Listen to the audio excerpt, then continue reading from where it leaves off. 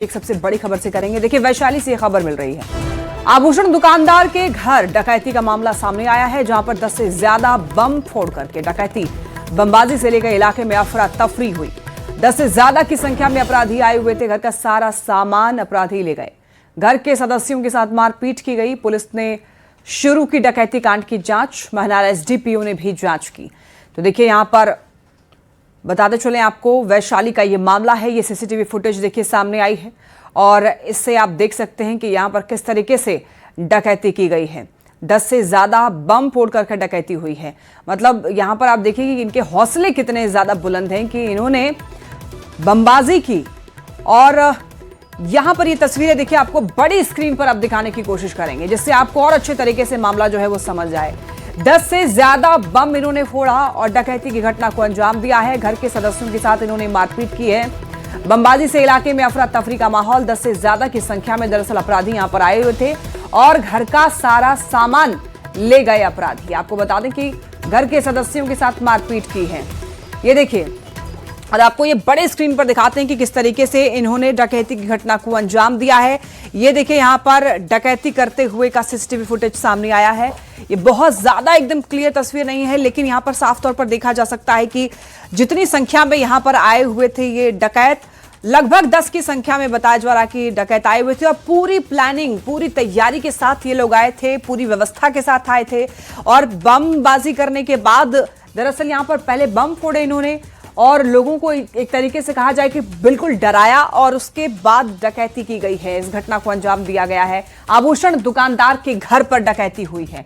पूरी प्लानिंग के साथ ये 10 के 10 अपराधी यहां पर पहुंचे हुए थे और किस तरीके से इन्होंने यहां से पूरे सामान पर हाथ साफ किया है आप साफ साफ देख सकते हैं। इस लाल बॉक्स में आप देखिए, ये चोरी करते हुए दिखाई दे रहे हैं। इनके पास पूरा सामान है, बैग है जिनमें वो सामान जो है भर रहे हैं और एक एक करके देखिए सीढ़ियों तक का इस्तेमाल करते हुए दिखाई दे रहे हैं। ये जहां पर इनके हाथ नहीं पहुंच पा रहे हैं वहां सीढ़ी का ये लोग इस्तेमाल कर रहे हैं। अब देखिए, पुलिस ने डकैती कांड की जांच शुरू की है। एक बहुत बड़ा डकैती का ये मामला है। महनार एसडीपीओ ने भी जांच शुरू कर दी है। घर का सारा सामान ले गए हैं अपराधी, मतलब कुछ नहीं छोड़ा है। जहां हाथ नहीं पहुंचे वहां सीढ़ियों का इस्तेमाल किया है। ये सुपर एक्सक्लूसिव तस्वीरें आपको दिखा रहे हैं। मतलब आप देखिए कि वैशाली में कितने ज्यादा हौसले बुलंद हैं डकैतों के कि पहले तो पूरी 10 की 10 संख्या में आते हैं और इतना ही नहीं, पूरी प्लानिंग के साथ, पूरी व्यवस्था के साथ, पूरे टूल्स के साथ यहां पर डकैती की घटना को अंजाम देने के लिए ये लोग आए हुए थे। ज्यादा जानकारी देंगे न्यूज़ 18 संवाददाता प्रफुल्ल हमारे साथ जुड़ रहे हैं। प्रफुल्ल, एक बहुत बड़ी डकैती की ये घटना है।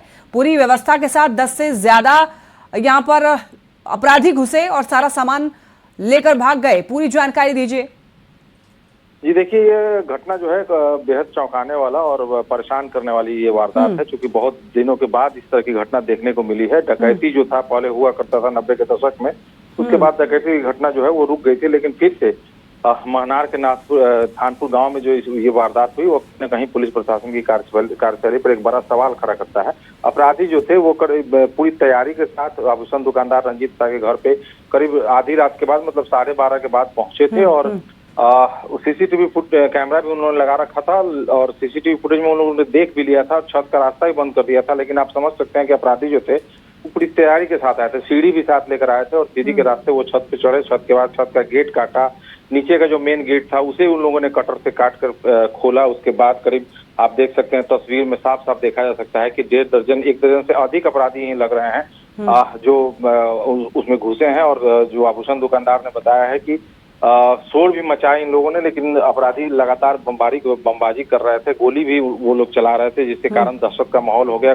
गांव के लोग सामने नहीं आ पाए और अपराधी घर में घुसे। करीब जो आभूषण दुकानदार उन्होंने बताया कि 50 ग्राम के आसपास सोना, 50,000 कैश था और कुछ सामान जो था वो अपराधी लेकर चले गए। इस बीच एक बड़ा आरोप भी है पुलिस प्रशासन पे। जो पीड़ित है उन लोगों ने बताया कि करीब घटना के बाद घटना के समय उन लोगों ने पुलिस को फोन किया था, लेकिन पुलिस के आने में काफी वक्त लग गया। फिलहाल अब जो है मौके पे घटना की जानकारी होने के बाद मौके पे सुबह जो है वो एसडीपीओ महनार जो है वो दल बल के साथ मौके पे पहुंचे हैं। सीसीटीवी की तो जब ये घटना हो रही थी, जब डकैत घर में घुसे प्रफुल्ल, तो घर में कितने लोग लगभग मौजूद थे?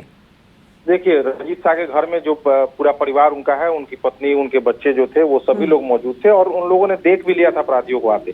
लेकिन दहशत इस तरह के अपराधियों ने फैलाई, लगातार बमबाजी करते रहे और गोलीबारी करते रहे, जिसके कारण गांव के लोग जो है वो इकट्ठा नहीं हो पाए और दहशत फैलाकर ही अपराधी आराम से घर में रहे। करीब 1 घंटे तक उन लोगों ने लूटपाट की, जो भी सामान मिला, घर के लोगों के साथ मारपीट भी की गई। जो बमबाजी किए उससे घर के जो उनका बेटा है वो भी उसको भी हल्का चोट लगा, वो भी घायल है। और जो ग्रामीण थे उन्हें भी एक ग्रामीण है, उसे भी वो भी जख्मी हुआ है और उसका भी इलाज किया गया है। तो कहीं ना कहीं एक पूरी सुनियोजित तरीके से और सुनियोजित ढंग से अपराधियों ने इस वारदात को अंजाम दिया है। और ये कितने बजे की घटना होगी लगभग प्रफुल्ल? जी देखिए, ये सारे जो बता रहा है और जो सीसीटीवी फुटेज में जो दिख रहा है वो करीब 12:30 के आसपास जो है अपराधी वहां पे आए थे और उन्होंने इस घटना को अंजाम दिया। प्रफुल्ल, आपको रोकना चाहेंगे, इस वक्त घर के मालिक का क्या कहना है, एक बार वो सुनवा देते हैं दर्शकों को और उसके बाद फिर आप लौटते हैं आपके पास। जाने के बाद कुत्ता पूरा चिल्लाया तो हम कहे चिल्ला रहा है, हम देखे सीसी कैमरा में तो सब मास्क लगा करके अंदर घुस रहा था, इंक कर रहा था। कितना के संख्या में थे? लमसम हम 4-5 के संख्या में ओखनी देखे, 4-5 के संख्या में देखे। ओकरा बाद हम चल गए छत पर, बच्चा सबके उठाए। ओकरा बाद देखे सब घुस रहा है घर में और तो बच्चा सबके लेकर के हम छत पे चल गए, छत पर और गेट लगा दिए। उसके बाद हम पूरा चिल्लाने लगे। तब तक हमारा गेट तोड़ रहा था, गेट नहीं टूटा, आदमी सब जाग गया। उसके बाद आदमी सब निकला, उसके बाद बम चलाने लगा, गोली चलाने लगा। उसके बाद जहाँ के तहाँ आदमी सब फिर पैक हो गया। कितना बम चलाया होगा? कितना? लमसम 7-8 बम चलाया है और गोली चला रहा था।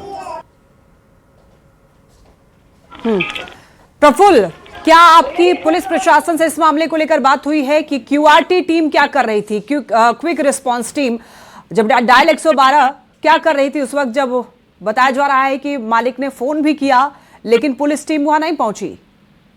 ये निश्चित तौर पे वरीय पदाधिकारी जो वैशाली एसपी विक्रम सिहाग है, उनसे मेरी बात हुई। उन्होंने कहा कि हाँ, इस मामले में अगर पुलिस की तरफ से कोई लापरवाही बरती गई होगी तो उन पे भी कार्रवाई की जाएगी और पूरे मामले की जांच की जा रही है। मैं आपको बता दूं कि जो परिजन है, जो पीड़ित हैं, उन्होंने कहा कि 12:30 के आसपास उन्होंने जब अपराधी घर में घुसने लगे उसके बाद उन्होंने पुलिस को कॉल किया था और पुलिस करीब पहुंची है 2:30 से 3 बजे के आसपास।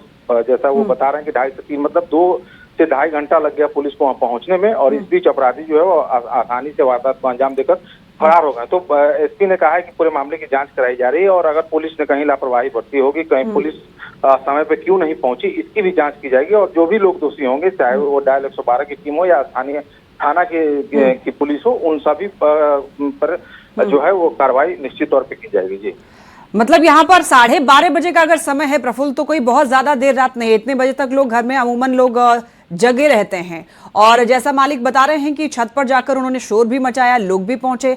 और अगर अपराधी उस वक्त बमबाजी करते हैं या गोली चलाते हैं, इसका मतलब है कि वो फुल तैयारी के साथ आ रहे थे। तो साफ तौर पर ये कहीं ना कहीं लॉ एंड ऑर्डर का कह सकते हैं कि बहुत ही ज्यादा खराब स्थिति, कि इनको पता है कि इसके बाद एक्शन कुछ नहीं होगा या पुलिस मौजूद नहीं हो पाएगी उस टाइम वक्त पर, इसलिए इन्होंने ऐसी घटना को अंजाम देने में ये सफल भी हो पाए हैं। और इतनी इनकी दुस्साहस कि ये लोग कर गए, डकैती करके चले भी गए।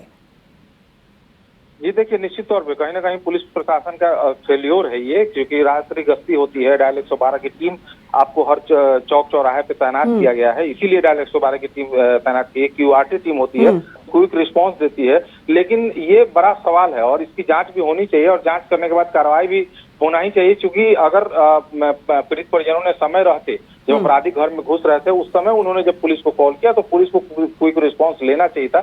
उनकी जवाबदेही तय होनी चाहिए कि आखिर किस परिस्थिति में पुलिस जो है 2 से 2.5 घंटे लग गए पुलिस को वहां पहुंचने में, डायल 112 की टीम कहाँ थी, ये सभी जांच के विषय और एसपी ने आश्वस्त किया है कि निश्चित तौर पे नहीं प्रफुल्ल, ये तो वैशाली प्रशासन पर साफ तौर पर हम लोग सवाल उठाएंगे कि आखिर प्रशासन क्या कर रहा था। 12:30 बजे क्या पुलिस भी सो रही थी?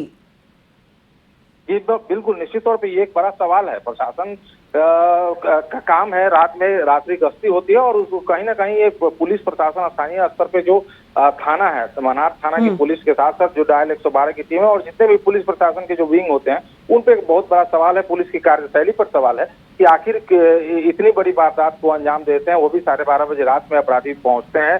दर्जनों की संख्या में बमबाजी होती है जिसकी गूंज जो है वो दूर दूर आसपास के इलाके के लोग जो है उन लोगों ने सुना, और जिसके कारण है कि लोग घर से नहीं निकल सके। दहशत का ऐसा माहौल बना था कि लोग घर से बाहर नहीं निकल सके। लेकिन पुलिस को भी अगर सूचना मिली तो पुलिस को भी एक्टिव होना चाहिए था, सक्रिय होना चाहिए था, और ये घटना जो है कहीं ना कहीं पुलिस की कार्यशैली पर एक बड़ा सवाल खड़ा करता है।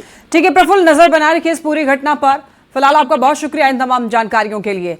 लेकिन न्यूज़ 18 सवाल पूछता है इस घटना के बाद, अपराधियों में पुलिस का क्या खौफ नहीं है? मनार में ज्वेलरी दुकानदार के घर पर डकैती हुई है। वैशाली की पुलिस उस वक्त क्या कर रही थी जब इस घटना को अंजाम दे रहे थे डकैत? सवाल यह भी कि घटना के 3 घंटे बाद क्यों पहुंची पुलिस, क्यूआरटी क्या कर रही थी और डायल 112 की टीम क्या कर रही थी? अपराधियों में पुलिस का खौफ नहीं है।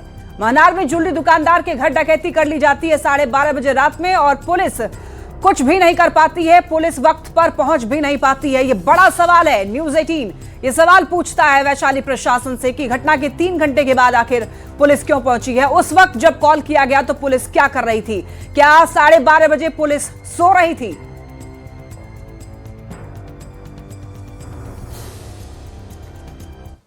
चलिए बढ़ते हैं खबरों में आगे।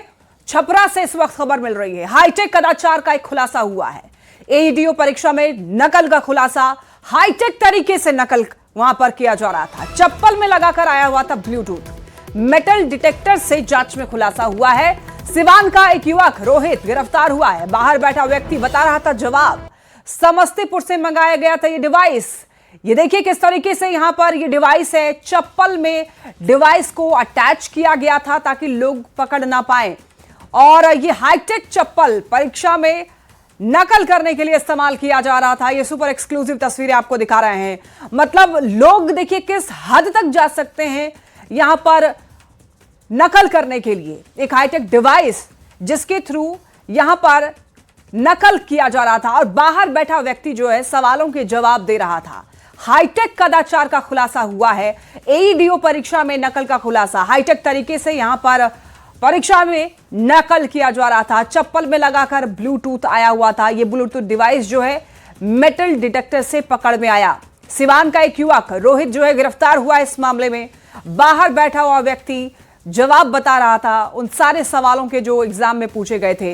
ये आप देखिए, यही वो चप्पल है जिसके जरिए नकल किया जा रहा था। किस तरीके से इसको डिजाइन किया गया है आप देख सकते हैं। यहां पर ब्लूटूथ डिवाइस इसमें अटैच किया गया था और इसे समस्तीपुर से मंगाया गया था।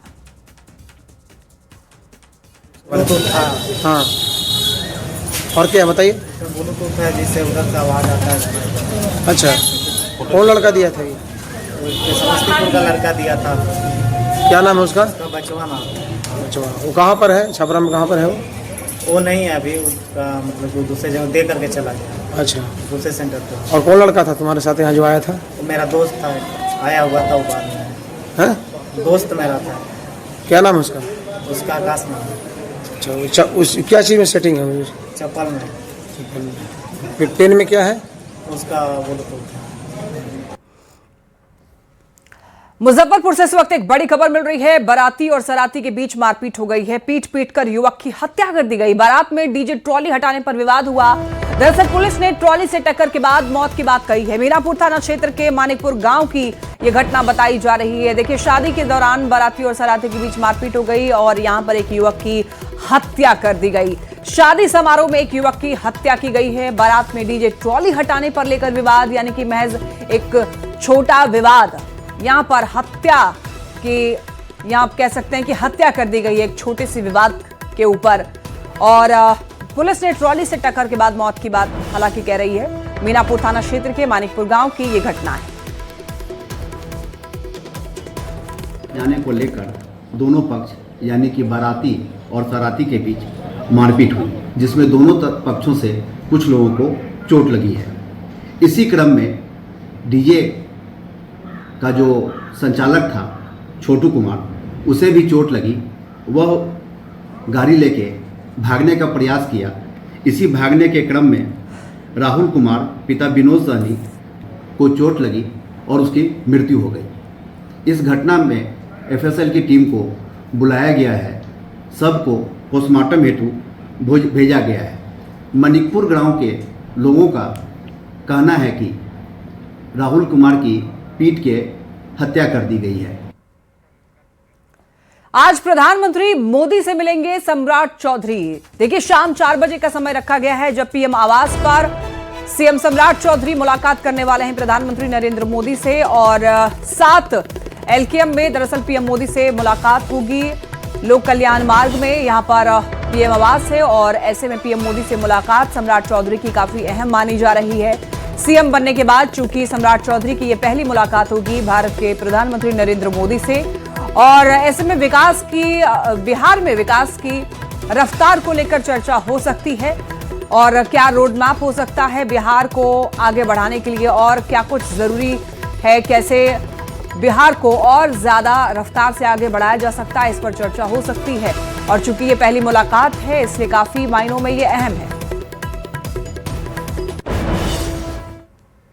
बिहार के नए मुख्यमंत्री बनने के बाद सम्राट चौधरी पहली बार आज दिल्ली जाएंगे और शाम करीब 4:30 बजे प्रधानमंत्री नरेंद्र मोदी से उनकी मुलाकात होगी।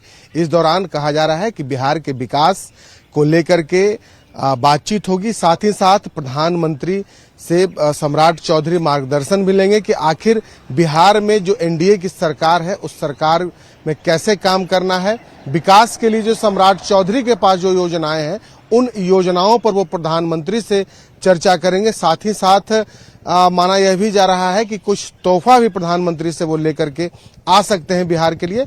लेकिन सबसे बड़ी बात है कि प्रधानमंत्री से उनकी जो मुलाकात है ये बेहद महत्वपूर्ण है, क्योंकि बिहार के मुख्यमंत्री बनने के बाद आज पहली बार सम्राट चौधरी दिल्ली जा रहे हैं और प्रधानमंत्री से उनकी मुलाकात होगी। और जाहिर सी बात है कि इस मुलाकात के दौरान कई मसलों पर बातचीत की भी संभावना जताई गई है। कैमरा पर्सन मनीष जुनेजा के साथ शैलेंद्र, न्यूज़ 18 पटना।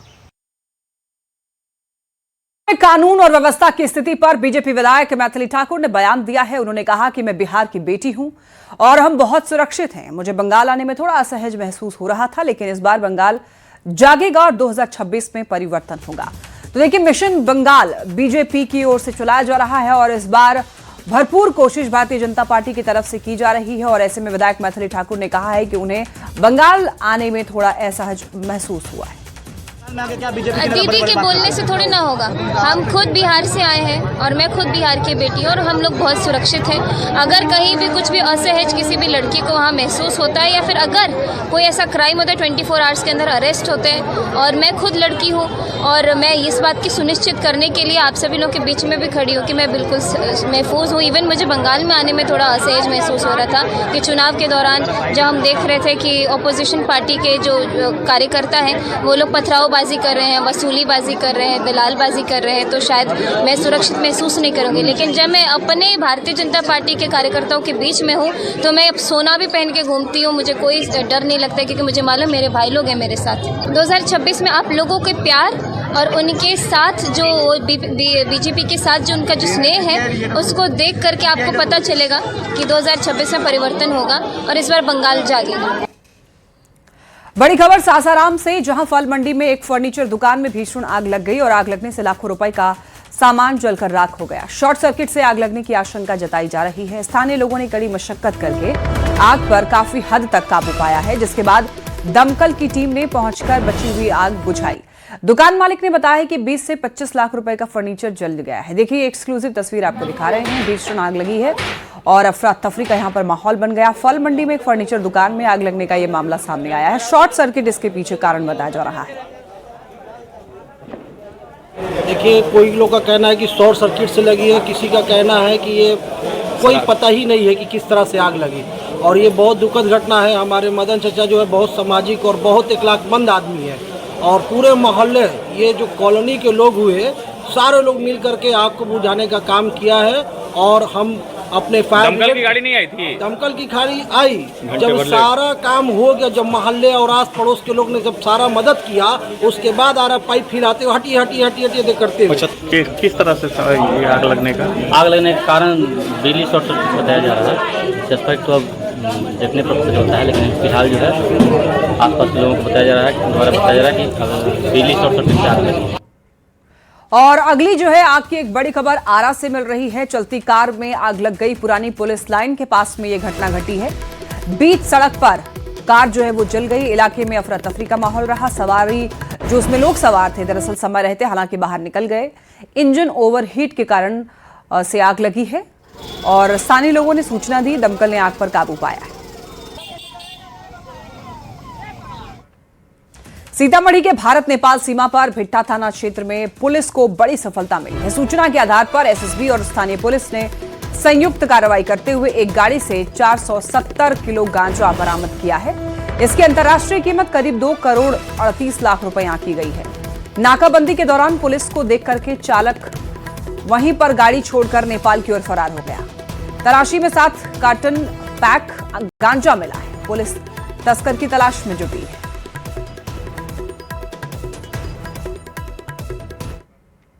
देखिए, जमशेदपुर से एक खबर मिल रही है। बताया जा रहा है कि मिसाइल बम आज डिफ्यूज किया जाएगा। सेना और विशेषज्ञ की टीम मौके पर पहुंची हुई है। स्वर्ण रेखा नदी में अमेरिकन मिसाइल बम को आज डिफ्यूज किया जाएगा। 2 किलोमीटर क्षेत्र को सील किया गया है। पहले भी 2 मिसाइल बम को डिफ्यूज किया जा चुका है। दरअसल स्वर्ण रेखा नदी में 30 फीट गड्ढे बनाकर मिसाइल बम को रख करके ऊपर से 2000 से भी ज्यादा बालू के बोरे रखे जा रहे हैं। डायनामाइट लगाकर 2 किलोमीटर दूर से सेना के जवान मिसाइल बम को ब्लास्ट करेंगे। सुरक्षा के व्यापक इंतजाम किए गए। 2 किलोमीटर दूर गांव के लोगों को दूर रहने की अपील की गई। बहरागोड़ा थाना क्षेत्र के पानीकोड़ा के स्वर्णरेखा नदी किनारे इससे पहले 2 मिसाइल बम मिले थे।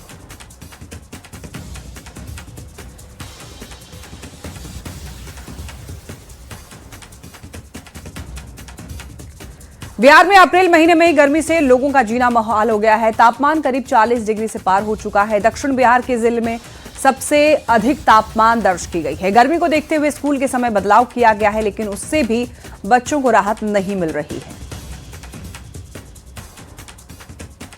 अप्रैल महीने में ही तापमान 40 डिग्री के पार पहुंच चुका है। बिहार के कई जिलों में रेड अलर्ट जारी हो चुका है। दक्षिण बिहार में सबसे अधिक तापमान दर्ज किया गया है। कुल मिला के कह लें तो गर्मी से आम लोगों का जो जीना है वो मुहाल नजर आ रहा है। खास तौर पर दिन के 10 बजे से लेकर के शाम के 3-4 बजे तक लोगों का घरों से बाहर निकलना मुश्किल हो गया, क्योंकि इस समय तापमान 38 से 41 डिग्री तक पहुंच जाता है। जिला प्रशासन ने हालांकि बढ़ती हुई गर्मी को देखते हुए स्कूल के समय में बदलाव किया है, लेकिन उससे भी बच्चों को राहत नहीं है। कुल मिला के कह लें तो मौसम विभाग की माने तो अगले कुछ दिनों तक इसी तरीके से तापमान में बढ़ोतरी दर्ज की जाएगी। आज की हम बात कर लें तो आज भी पटना समेत पूरे बिहार में तापमान 37 डिग्री से लेकर के 41 डिग्री तक जाने की संभावना है। दिन में लू चलने के कारण लोगों को परेशानी बढ़ी है। डॉक्टरों ने भी सलाह दिया है कि दोपहर में जरूरी न हो तो घरों से लोग बाहर न निकलें। तो कहा जा सकता है कि बिहार में अप्रैल महीने में जिस तरीके से गर्मी सता रही है, आने वाले कुछ दिनों में तापमान में और बढ़ोतरी होगी, जिसके कारण लोगों को और भी परेशानियों का सामना करना पड़ सकता है। कैमरा पर्सन मनीष जुनेजा के साथ शैलेंद्र, न्यूज़ 18 पटना। और इसी के साथ इस बुलेटिन में फिलहाल इतना ही। तमाम खबरों के लिए आप देखते रहिए न्यूज़ 18 बिहार झारखंड।